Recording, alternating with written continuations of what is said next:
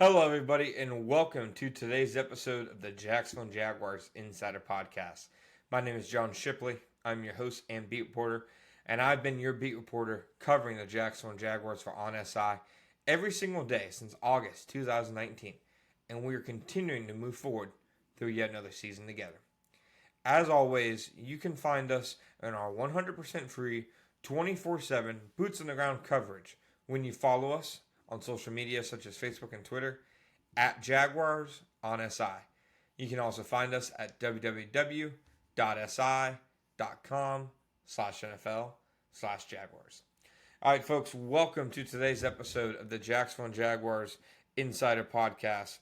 Thank you guys, as always, for joining us each and every day. And thank you guys for joining us really through another season. It's a pleasure of mine, as always, to be able to give you guys the inside information and what I see and what I hear inside the building. And now we are just a few days away from this thing finally being real again. So I just want to thank you guys for listening to this, podcast every single day throughout the offseason. I'm very glad now that we are this much closer to football being back. Now, with football being back, I think that there are, and the theme of today's episode is some questions that we need to see answered from the Jaguars over the course of Sunday's game against the Carolina Panthers. Now, it's true with any team entering week one, in my opinion, that you just don't know a lot of things. Yeah, you have an idea, especially for teams that, return a lot of people. You certainly have an idea of what things are supposed to look like. But in a lot of ways, you never really know until September comes around. You can think so many things about a team in August, in July, in June. But once September rolls around and the real games start and the real bullets start flying, it is just a completely different ball game entirely. And I've learned, in my 7 seasons covering the Jaguars, I don't have a crystal ball. I as much as I like to tell myself I can tell the future, I can't. And,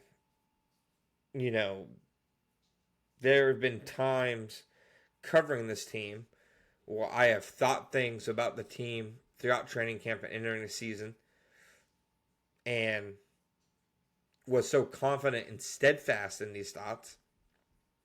And I ended up being wrong entirely. I think I had them going like 13-4 in 2023 or something like that.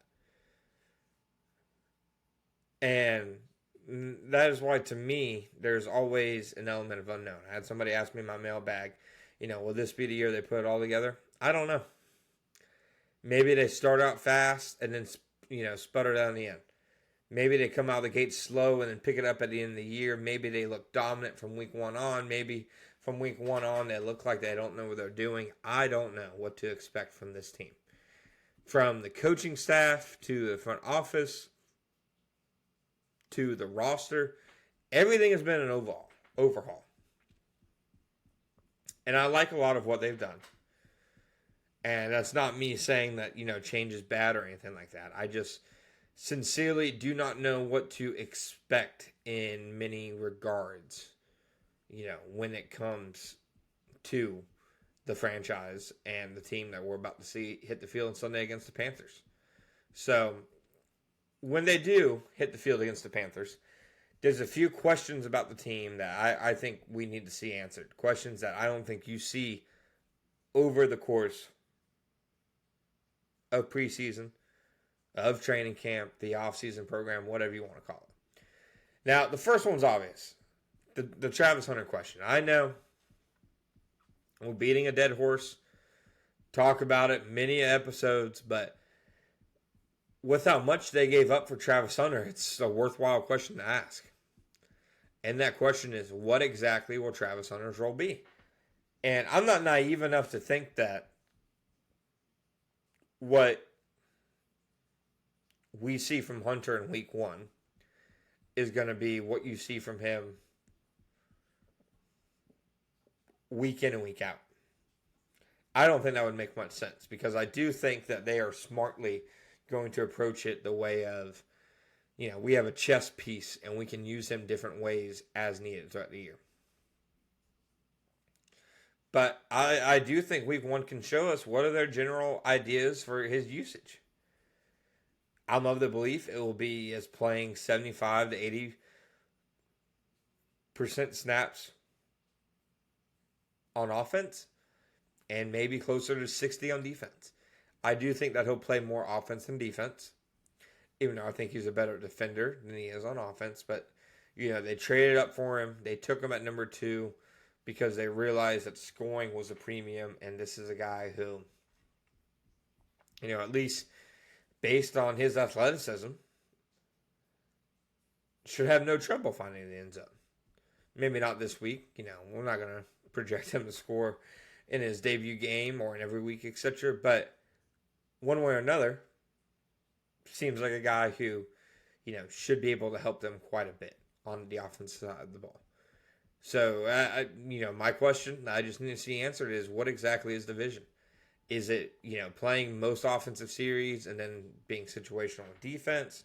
Is it going back and forth? How much defense is he playing? All things that I think need to be answered, over the course of Sunday's game. The next one is the offensive line. Is the offensive line good enough? I think good enough is what you need to define there. I think if you're saying, can this offensive line be a league average unit? I think that is a very, possible scenario. I'm a bigger fan of Walker Little than a lot of people.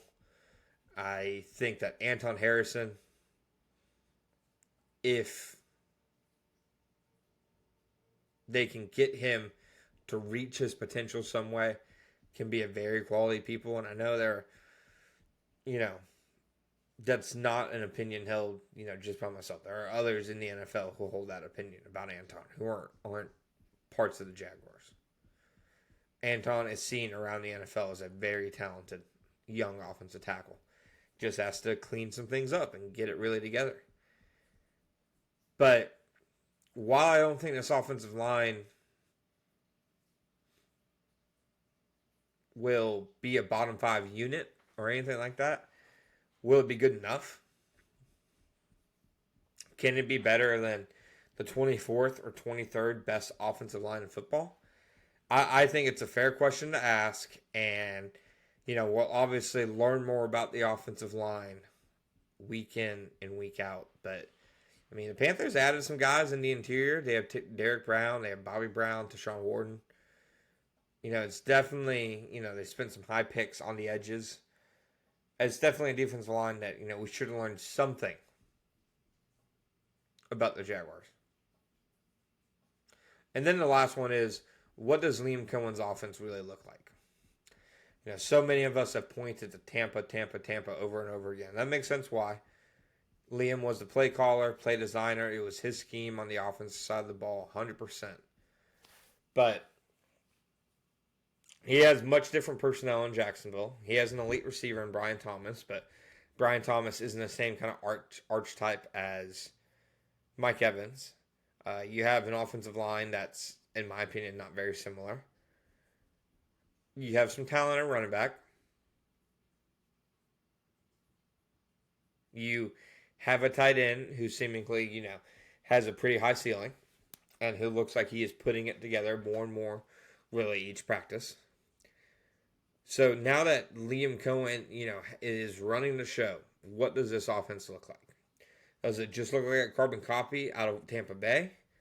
Does he go back to some more things from Los Angeles?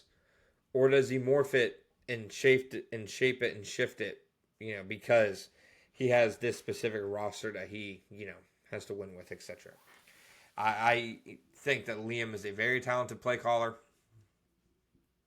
I think Liam did special things with Tampa last year, and I think he can do special things as the Jaguars play caller this year. But, just a simple question of, what exactly will this offense and this scheme look like this season? I think it's a question worth asking and a question that we will see answered this Sunday at Everbank Stadium against the Carolina Panthers.